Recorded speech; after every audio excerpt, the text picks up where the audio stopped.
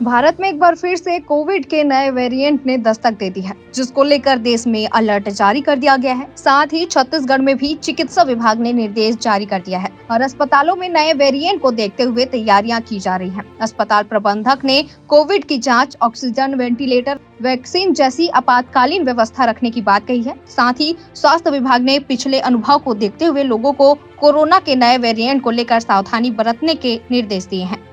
रायपुर जिले में 1600 है और ऑक्सीजन प्लांट हमारे फंक्शनल है। ऑक्सीजन पाइपलाइन के साथ बेड संचालित हैं। ऑक्सीजन कंसंट्रेटर हमारे पास 450 है, 50 वेंटिलेटर है, ऑक्सीजन सिलेंडर पर्याप्त मात्रा में, दवाइयाँ हैं, तो दिक्कत नहीं है।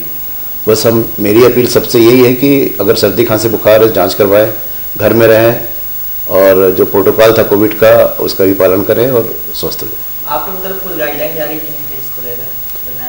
और राज्य से जो गाइडलाइन मिली है कि अगर मतलब लक्षण वाले लोग आ रहे हैं तो उनकी जांच जरूर करवाएं। तो हमारी टेस्टिंग चालू हो चुकी है रायपुर जिले में भी और अभी तक तो नेगेटिव ही आया है, लेकिन अगर कभी पॉजिटिव आएगा तो उसका जीनोम टेस्ट भी कराएंगे। नए वेरिएंट आ रहे हैं, इसके लिए मेकाहारा अस्पताल में क्या आता है कि पिछले साल के मुताबिक देखा जा रहा था कि बहुत ज़्यादा कोरोना पेशेंट आए हुए थे। देखिए, जैसे हमारा अस्पताल है वो पूर्व में भी कोरोना का विशेषीकृत अस्पताल रह चुका है और काफ़ी इसमें पहले भी हमारे जो कोरोना के पूर्व की लहरों में हमने काफ़ी अच्छे से इसका मुकाबला किया और मरीज स्वस्थ होकर गए।